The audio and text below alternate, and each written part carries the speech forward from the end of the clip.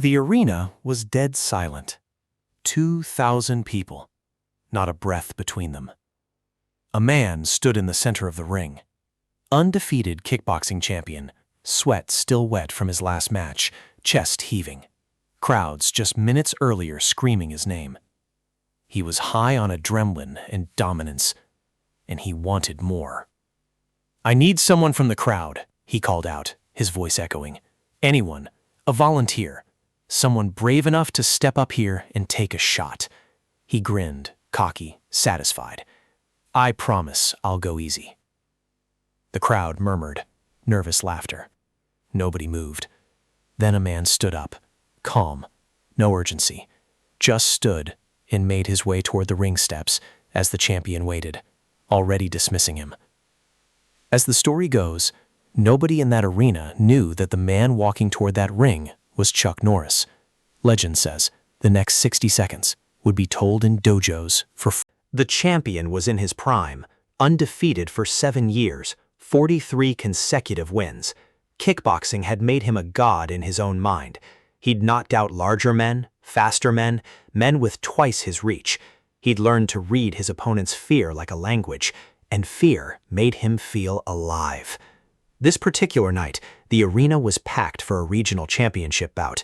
He demolished his scheduled opponent in the second round, a technique so clean, so devastating, that the referee hadn't even bothered with a count, just waved it off.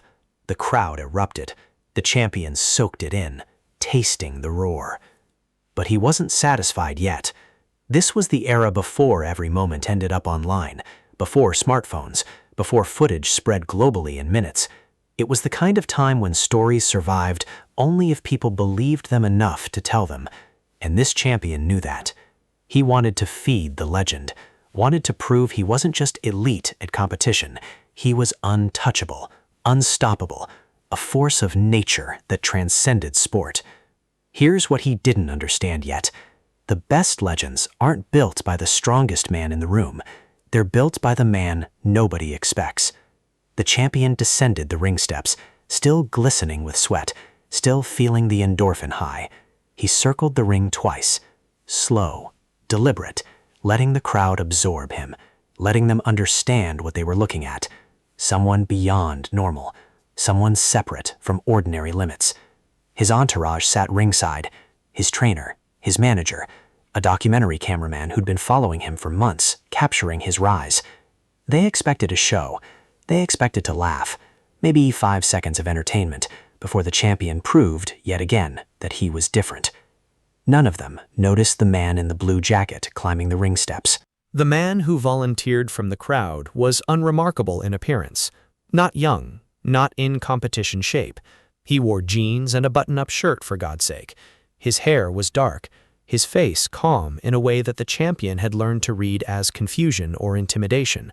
The champion assumed it was intimidation. He extended his hand for a shake, friendly, magnanimous. "What's your name, buddy?" "Chuck," the man said simply. The champion felt the crowd's energy shift. Not drastic, subtle, a few scattered murmurs, but he dismissed it. Probably people saying, "That's a real name, that's cool." People made small talk about names. "All right, Chuck," the champion said, "here's how this works. I'm going to let you take a free shot. You can hit me however you want. Full power. Don't hold back. Then I'm going to show you what a real fighter looks like." He laughed. His team laughed. Some of the crowd laughed nervously along. Chuck nodded slowly. "You sure?" The question hung strange in the air. Not nervous, not desperate. Just a real question. Like he actually wanted to know if the champion was certain about what was about to happen. The champion felt something shift in his spine. A tiny, barely conscious alarm bell. He'd learned to recognize that feeling in his 7 years of dominance. It was the feeling he got when he was facing someone older than expected. Someone who'd seen things. Someone who knew something about violence that the champion hadn't yet learned. He pushed it down. Then a voice from the crowd, older, a man who'd clearly been watching the champion for years, called out, "Wait, is that?" But he didn't finish. The champion had already turned to face Chuck fully. He'd already dropped his hands, chest exposed, his face a mask of controlled arrogance. He'd already signaled, "Here I am, hit me, prove it won't matter. In the background, the documentary cameraman suddenly lowered his camera. His jaw had gone slack. Chuck looked at the champion's exposed chest. Then he looked at the champion's face. His own expression didn't change. This was the moment the story splits. This was the moment before everything changed. What happened in the next 3 seconds would be argued about in gyms for the next 30 years. Chuck raised his hand. Just one hand. A palm strike. His movement looked slow from the crowd's angle. Controlled. Almost gentle. But physics doesn't lie, and neither does impact velocity. The champion's eyes registered something was wrong roughly 0.3 seconds into the motion. His first instinct was to counter, to slip it, to use the defensive reflexes that had protected him through 43 straight victories. But his body wouldn't obey. The strike landed center chest, not with max force, not trying to shatter ribs or stop a heart, just delivered with precision and knowledge, and the kind of relaxed power that only comes from decades of understanding exactly how the human body works. The champion's feet left the canvas. He traveled backward through the air, not flailing, not panicking, just airborne, and his back hit the ropes hard enough to bounce. He gasped, couldn't breathe, couldn't feel his legs properly. The world tilted and righted and tilted again. The crowd made a sound that wasn't cheering. It was silence, then a sharp collective inhale, like 2,000 people had simultaneously realized they'd been breathing wrong the entire time. The champion grabbed the ropes, tried to push himself upright. His legs were there, but they weren't reliable. They felt distant. His team had jumped to their feet.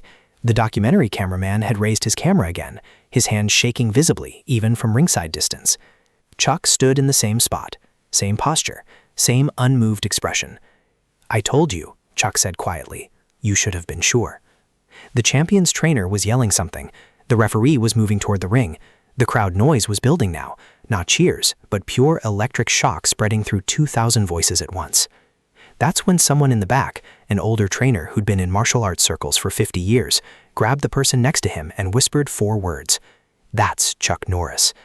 The name rippled through the crowd like electricity through water. The champion somehow got vertical again. His dignity didn't make it. His trainer rushed the ring, helped him to a stool, checked his pupils, asked him questions he couldn't answer clearly for another 30 seconds. But nobody was looking at him anymore. Everyone was looking at the man in the blue jacket. Chuck had stepped back against the ropes, arms down, waiting. Not to continue, just waiting. Like he'd already said what needed to be said, and now he was simply present for whatever came next. The arena erupted, not in cheers, but in that specific chaos that happens when 2,000 people try to process something that doesn't fit into their existing understanding of the world. Phone numbers were being called, names were being shouted, people were trying to confirm what they'd just seen.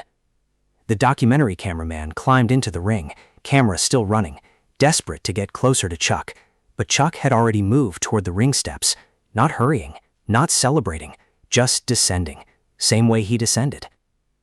"That's Chuck Norris," people were definitely saying now. "That's actually Chuck Norris." His security, apparently he'd had security in the crowd the entire time, a detail the champion had missed, formed a loose perimeter. Not aggressive, just protective, respectful actually, like they were guarding something sacred. The champion sat on the stool, still gasping, his trainer trying to explain what had just happened, using the only language available to him. "He's just fast, he's just flexible, could be a luck shot." But the trainer knew it wasn't a luck shot. His expression said it. The documentary cameraman later said that when Chuck reached the crowd level, people literally parted for him, not pushed away, not afraid, but like they understood they were witnessing something that required respect. He walked toward the back exit, stopped for maybe 10 seconds while an older man grabbed his shoulder, probably saying thank you, or I can't believe it, or I've been training 40 years and I just learned something new. And then he was gone. Nobody filmed it. Not clearly. The documentary footage was useless. Too shaky, too shocked cameraman, no clear angle on the impact. By the time anyone thought to try a second take or a follow-up, Chuck had exited into the night. The crowd lingered for another 20 minutes. The champion tried to stand, didn't quite manage it immediately, and when he finally did, He left through the back entrance with his team. 30 years later, that moment has become a parable. Not about physical dominance. Anyone who studies martial arts understands that. It's about something deeper. Something about what happens when confidence meets reality. When the man who thinks he's the strongest walks into the room and discovers he's been looking at the world through a very small window. The champion fought for another 4 years. He was never quite the same. The invincibility was gone. Maybe the injury was psychological. Maybe it was physical. Probably it was both. He retired with 47 wins, 3 of them losses, and he spent his later years teaching and training and telling this story. Always the same way, always honest about what had happened, always respectful. Chuck Norris never made a statement about it, didn't give interviews, didn't validate or deny. He simply carried on with his life, teaching, training, living the philosophy he'd always embodied. Because that's the thing about real skill, real mastery. It doesn't need validation. It doesn't need to be proven repeatedly. It just is. And it's visible to anyone who knows how to look. The dojos absorbed the story, and it became teaching material. A young fighter in 1990 would hear it from an older black belt. You ever hear about the champion who picked Chuck Norris from the crowd? No, what happened? He never fought the same way again. And that was enough. No elaboration needed. The story carried its own truth, not because it was historically documented, but because everyone who trained understood the physics of it, understood that dominance isn't about size or strength or record. It's about understanding, about presence, about decades spent learning not just how to fight, but why bodies move the way they do. Whether every detail is true or not, whether Chuck was exactly as calm as the legend says, whether the crowd really went silent exactly that way, it doesn't matter. The story has survived this long because it carries a truth deeper than facts. Skill over size, speed over strength, understanding over ego. That's the legend Chuck Norris left behind, not through championship belts, not through records, but through moments like this, where a man's entire worldview shifts because he stepped into a ring and discovered he was fighting someone who'd been fighting since before he was born. The story is still told in dojos today, not as proof that Chuck Norris was the strongest, but as proof that strength isn't what you think it is, that real power is invisible until you're standing across from it, that the best fighters aren't the ones announcing their skill. They're the ones who can step into a ring in a blue jacket and blue jeans and remind everyone watching that they never knew the whole game. If you want more legends like this, stories of the moments that shaped martial arts culture, the encounters that became teaching material, the quiet dominance that changed everything, subscribe, because these are the stories that shaped how millions of people think about discipline, skill, and what it really means to be undefeated.